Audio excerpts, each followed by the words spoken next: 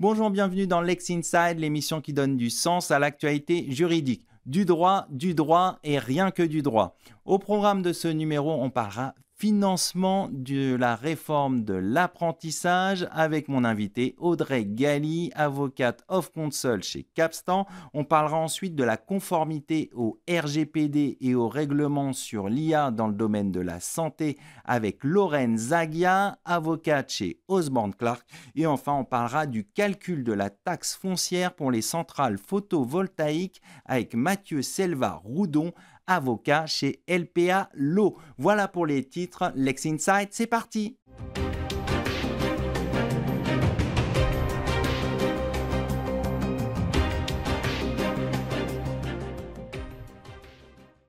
On commence tout de suite ce Lex Inside. On va parler de la réforme du financement de l'apprentissage avec mon invité Audrey Galli, of counsel au sein du cabinet Capstan. Audrey Galli, bonjour. Bonjour. On va décrypter ensemble la réforme du financement de l'apprentissage et ses conséquences pour les entreprises. Pour commencer, quels sont les grands principes applicables au financement de l'apprentissage ? Alors, s'agissant du financement de l'apprentissage, on a d'une part des contributions qui vont être demandées aux entreprises et d'autre part des financements qui vont permettre aux CFA, aux entreprises ainsi qu'aux apprentis eux-mêmes de bénéficier de certains dispositifs plus favorables que la réglementation habituelle.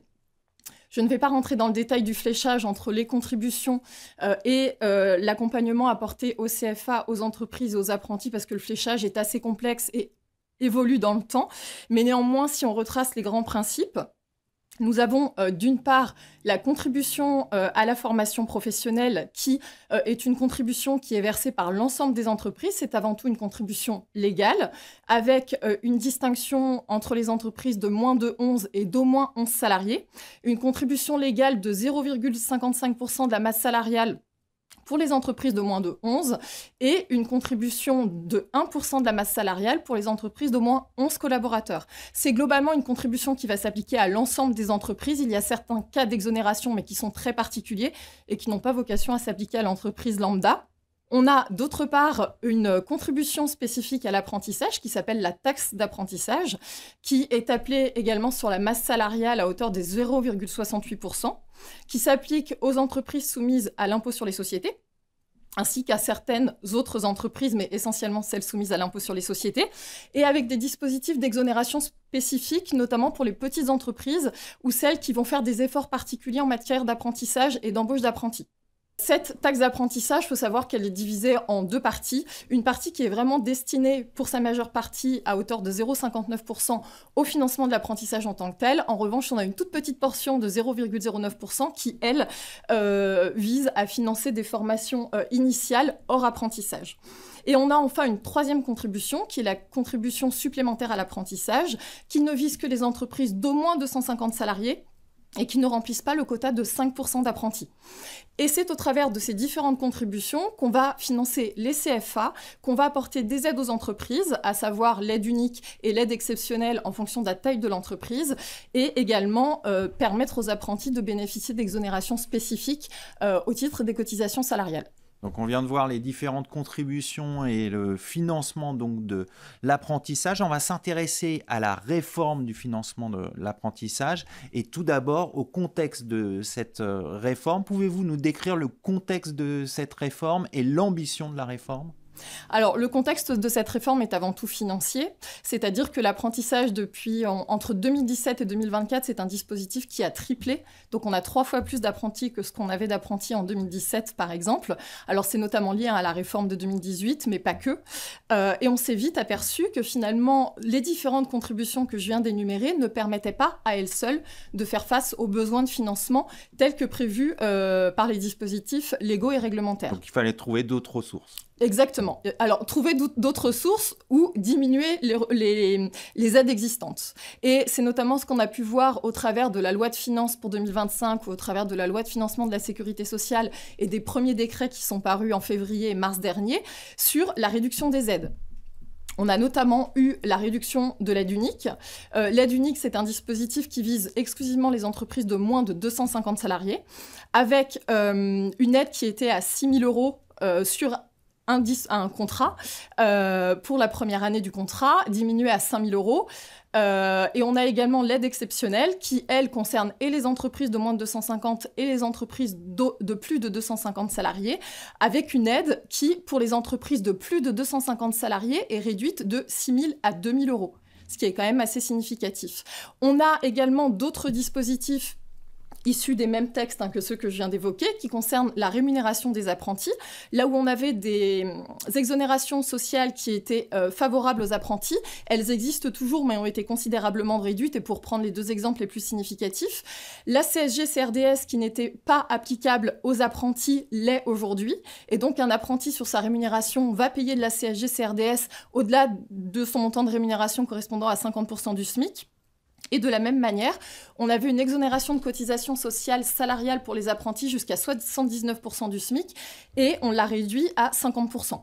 Donc ce sont les principales mesures qui ont été prises en début d'année, mais qui ne sont toujours pas suffisantes pour retrouver un équilibre entre les contributions et les besoins de financement. Et c'est pour ça que la réforme qui vient de passer avec les 2 nouveaux décrets de juin 2025 va encore plus loin. Pourquoi elles n'étaient pas suffisantes ? Elles n'étaient pas suffisantes parce que c'est un dispositif qui marche particulièrement bien, qui fonctionne particulièrement bien, avec des aides. Pourquoi c'est un dispositif qui fonctionne bien ? Parce que justement, il y a des aides qui sont significatives. Et en fait, l'idée au travers de la réforme, c'est certes de revoir les financements pour retrouver un équilibre, mais aussi de mettre l'accent sur les dispositifs d'apprentissage et les formations et certifications qui vont répondre aux besoins du marché.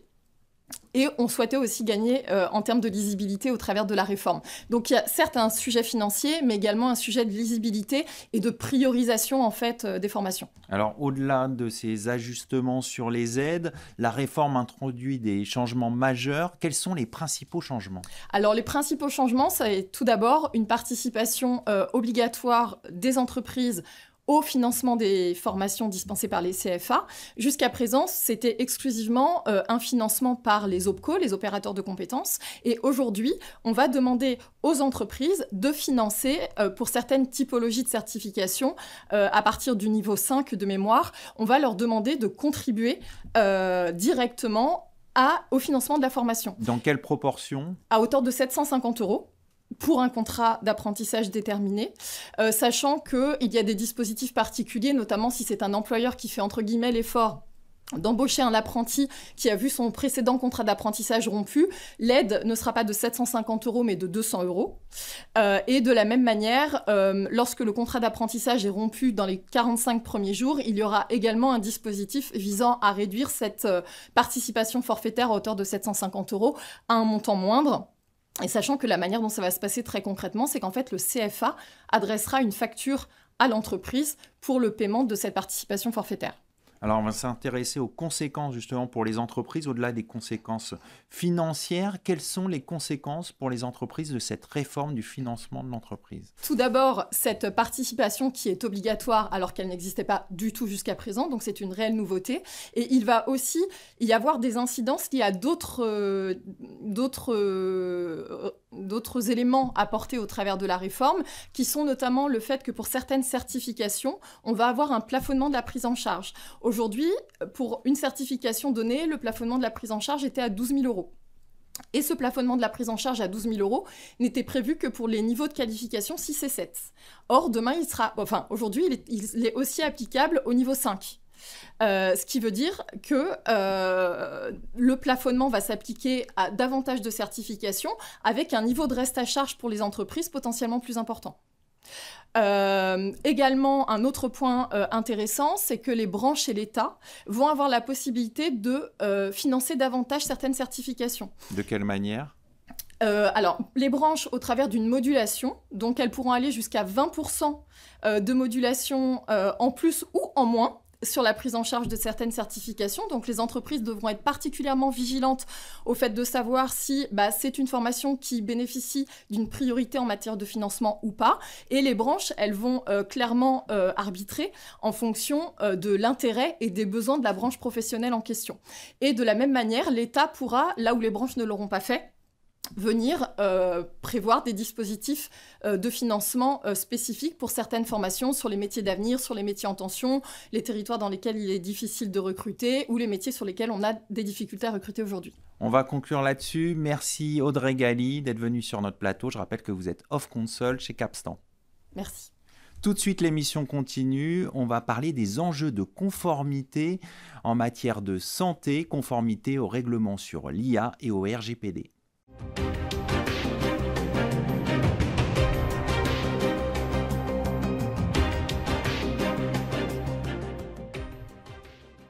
On poursuit ce Lex Inside, on va parler conformité au RGPD et au règlement sur l'IA dans le domaine de la santé avec mon invité Lorraine Zaghia, avocate chez Osborne Clarke. Lorraine Zaghia, bonjour. Bonjour Arnaud. Alors on va évoquer ensemble les défis de conformité au RGPD et au règlement sur l'IA dans le domaine de la santé. Pour commencer, quels sont les enjeux de conformité au règlement sur l'IA et au RGPD dans le domaine de la santé ? Alors, je dirais que l'enjeu principal, il est commun aux deux réglementations, c'est la transparence. Il faut informer les patients de ce qu'on fait avec leurs données de santé. Il faut leur dire, et il faut leur dire qu'on va entraîner un algorithme d'IA, développer un système d'IA avec leurs données, c'est clé. Donc, en premier lieu, bien informer les patients de l'utilisation des données, c'est vraiment le conseil de base. Exactement, c'est clé. Alors, l'utilisation de l'IA sur les bases de données des patients soulève de nombreuses questions. Est-ce qu'il est possible d'utiliser l'IA sur des bases de données existantes qui comprennent les données de patients ? Alors, en théorie, c'est tout à fait possible. Après, il y a des obstacles qui sont assez difficiles à franchir. Je pense qu'on va en reparler.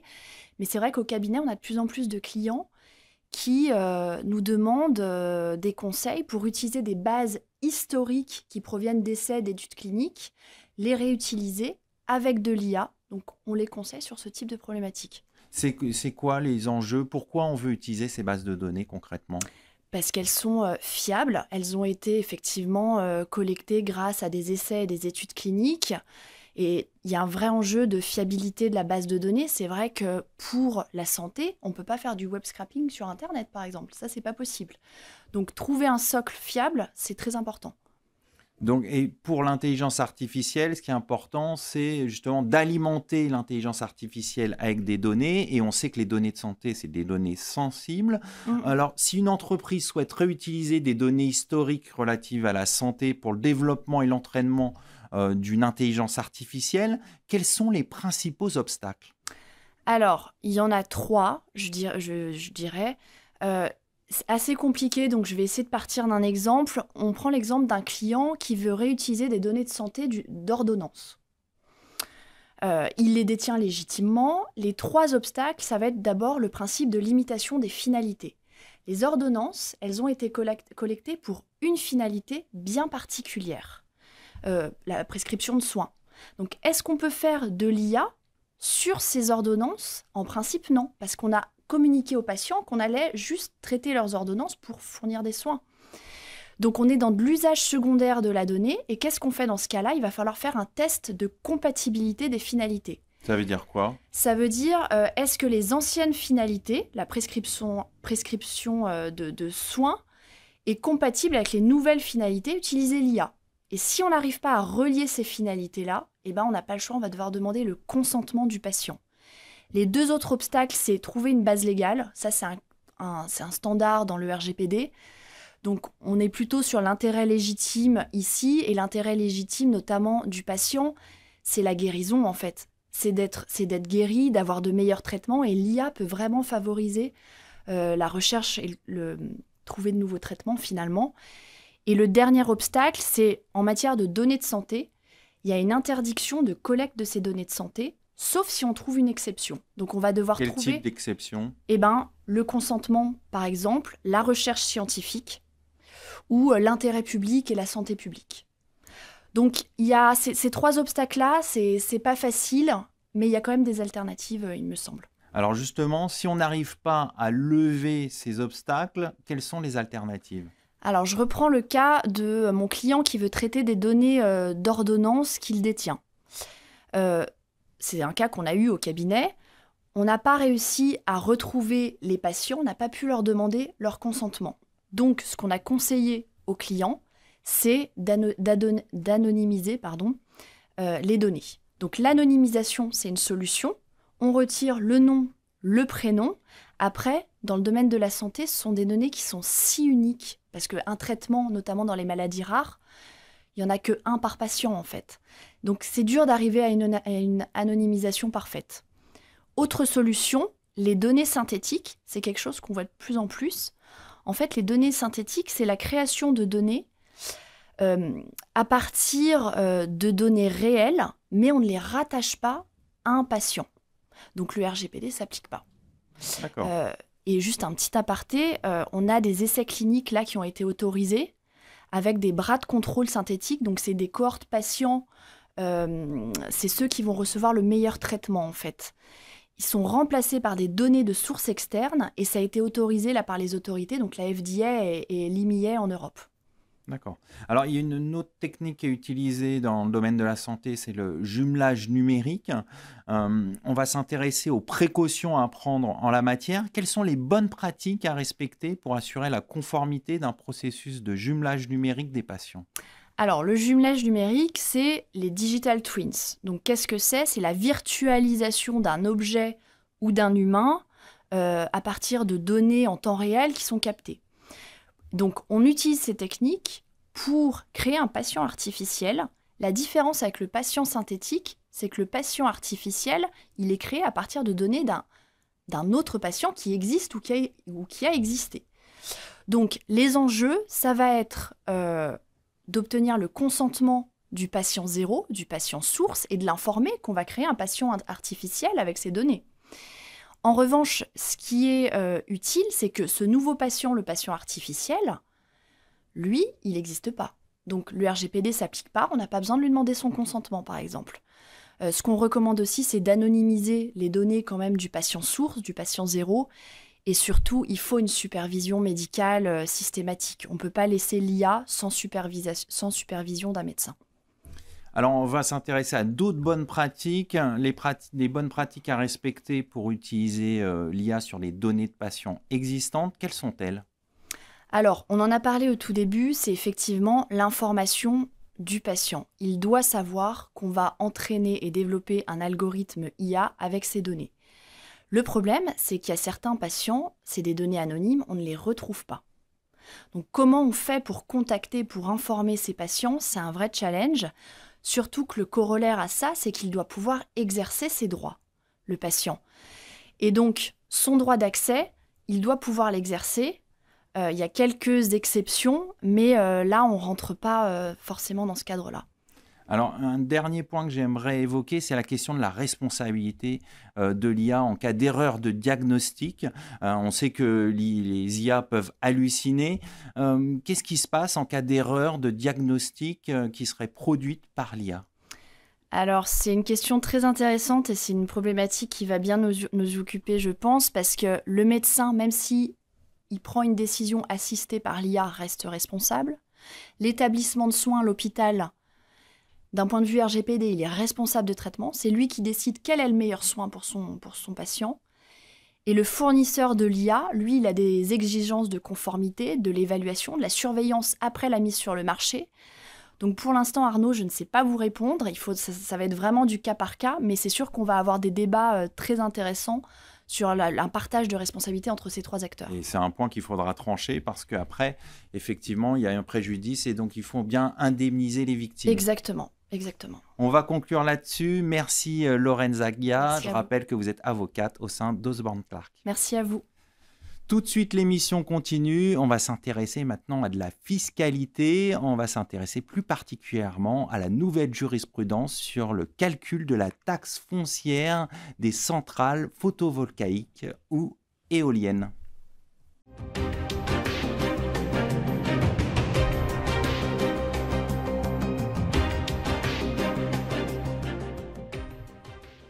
On continue ce Lex Inside, on va parler de la nouvelle jurisprudence fiscale pour le calcul de la taxe foncière des centrales photovoltaïques et éoliennes avec mon invité Mathieu Selva-Roudon, avocat chez LPA Law.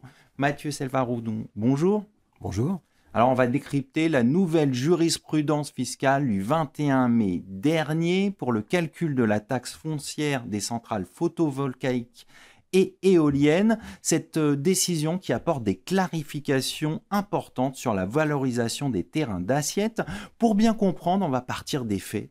Pouvez-vous nous rappeler les principaux faits de cette décision ? Dans cette décision, vous avez une société qui exploite une centrale photovoltaïque qui a pris à bail les terrains sur lesquels sont construits la centrale auprès de particuliers et de la commune dans le cadre de baux amphithéotiques, c'est-à-dire des baux de long terme sur une durée en espèce de 40 années. Donc un contexte finalement assez classique pour une centrale photovoltaïque.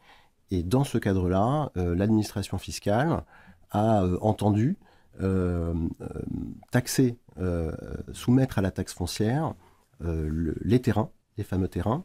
Et pour ce faire, elle a tenu un raisonnement, pour schématiser, en 4 temps. Le premier temps du raisonnement, c'est que l'administration a considéré qu'il fallait appliquer les règles du foncier bâti. Le deuxième temps, c'est qu'elle a ensuite exclu une valorisation à la méthode comptable pour lui préférer une valorisation selon la valeur locative du terrain.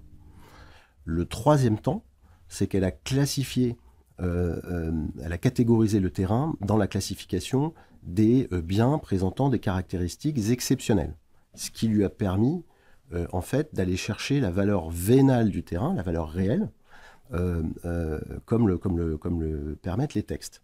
Et le quatrième temps, c'est que pour objectiver cette valeur vénale, elle a considéré qu'il fallait en réalité multiplier la redevance due par l'opérateur au bailleur sur toute la durée du bail, donc sur 40 années. Schématiquement, elle a pris la redevance, elle a multiplié par 40, je schématise un petit peu, et elle a dégagé comme cela la valeur vénale. Et le tribunal administratif de Nîmes a donné raison à l'administration, d'où la cassation devant le Conseil d'État. D'accord. Bon, on a vu schématiquement l'effet de cette décision. Quel est l'intérêt de cette décision ? Alors, il est très important, l'intérêt, puisqu'en fait, il touche dans cette décision une centrale photovoltaïque, mais en réalité, nous savons que le même raisonnement, en 4 temps, est aussi tenu pour aller rechercher de la taxe foncière sur des parcs éoliens. Donc finalement, c'est, je dirais, une grosse partie de la filière renouvelable qui est touchée. Et puis le deuxième intérêt, c'est qu'en fait, ce raisonnement qui est appliqué ici pour la taxe foncière, il est tout aussi valable pour un autre impôt, qui est la CFE. Et ce qu'on voit en pratique dans les propositions de rectification reçues par les opérateurs, c'est que l'administration, sur la base du même raisonnement, elle va rechercher la taxe foncière et la CFE. Donc un intérêt pratique vraiment important. Alors, pour bien comprendre, que dit précisément le Conseil d'État dans cette décision ?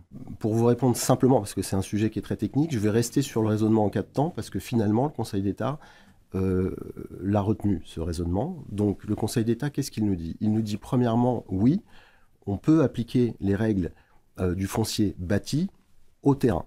Ça ne tombe pas forcément sous le sens, mais peut-être que j'aurai un petit mot pour en parler tout à l'heure. Le deuxième temps, c'est que le Conseil d'État a lui aussi écarté la méthode comptable, mais simplement compte tenu de la qualité des bailleurs. Bon, là, ce n'est pas le point le plus intéressant de l'arrêt. Le troisième temps, c'est que, c'est que le Conseil d'État a validé la classification du terrain en bien présentant des caractéristiques exceptionnelles, ce qui permet donc effectivement de s'interroger sur la valeur vénale de ce terrain. Et là, c'est le quatrième et dernier temps du raisonnement. Le Conseil d'État valide la possibilité de dégager cette valeur vénale du terrain à partir des fameuses redevances et sur toute la durée des baux amphithéotiques. Alors, on va s'intéresser maintenant aux apports de cette décision. Quels sont les principaux apports et quels sont les points qui sont non purgés, les zones d'ombre, s'il y en existe encore ? Alors, c'est une très bonne question. Le principal apport, celui qui ressort directement de la décision, c'est qu'effectivement, la méthode de valorisation à partir de la redevance payée par l'opérateur ou due par l'opérateur sur toute la durée des baux emphytéotiques, cette méthode, en l'espèce, elle est validée. Donc ça, c'est un point important, puisqu'en réalité, tous les opérateurs aujourd'hui qui seraient dans la même situation et qui n'auraient pas dans leur assiette de la taxe foncière cette valeur des terrains calculée par cette méthode, sont potentiellement concernés. En photovoltaïque, mais je le répète aussi en éolien, bien que la décision ne vise en l'espèce qu'une centrale photovoltaïque. Donc ça, c'est un apport, c'est une clarification, on va dire, très importante. Mais, comme vous le soulignez, et vous avez raison, la question n'est pas totalement purgée, et loin de là. Pourquoi ? Alors pourquoi ? Parce que, pour plein de raisons, mais je vais, dans le temps qui nous est imparti, je vais en retenir 3 principales. D'abord parce que cette méthode, elle est certes validée en l'espèce, mais dans les circonstances de l'espèce. C'est écrit dans la décision.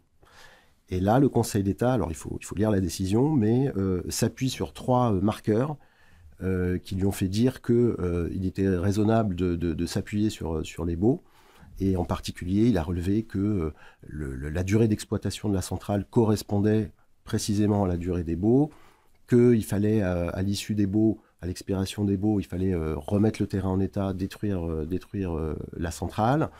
Et enfin, il a relevé que, selon lui, la valeur du terrain ressortait en espèces vraiment du fait qu'il était principalement quelque part affecté à la centrale. C'est pas comme ça que c'est écrit, mais c'est un petit peu l'idée qu'on peut retenir. Nous pensons que si nous nous retrouvions dans une situation qui n'est pas précisément celle que je viens d'indiquer, peut-être que le Conseil d'État aurait eu plus de mal à valider la méthodologie. C'est vrai que ce schéma-là, en pratique, on le voit souvent, mais qui sait, les opérateurs vont peut-être s'adapter un petit peu, l'avenir le dira. Donc c'est seulement dans ce périmètre-là qu'il y a cette méthode de calcul. C'est ce que nous pensons, en tout cas, aujourd'hui. Le deuxième point, qui est un petit peu plus philosophique, mais qui est d'une importance, selon moi, majeure, c'est que cette espèce d'assimilation d'un terrain aux règles du bâti, elle ne tombe pas sous le sens. Suffit de voilà, vous prenez votre voiture, vous allez prendre la 6 peut-être au mois d'août, vous allez voir des parcs éoliens, et vous allez voir qu'il y a des champs autour. Plus de 80% des parcs éoliens sont construits sur des terrains agricoles. Donc, conclure ou décider que pour valoriser ces terrains, il faut nécessairement considérer qu'ils sont, par une sorte de fiction fiscale, bâtis, car à usage industriel, nous pensons là aussi, malgré cette décision, qu'il y a beaucoup à dire. Donc il faut rester vigilant sur ce point. Il faut rester vigilant, il faut s'interroger, en fait, au cas par cas, projet par projet, si finalement on ne pourrait pas peut-être sectoriser les parcelles qui sont immédiatement sous les mâts, je reprends l'exemple de l'éolien, qui, elles, ne sont pas cultivables, et puis des terrains autour qui, eux, le sont parfaitement.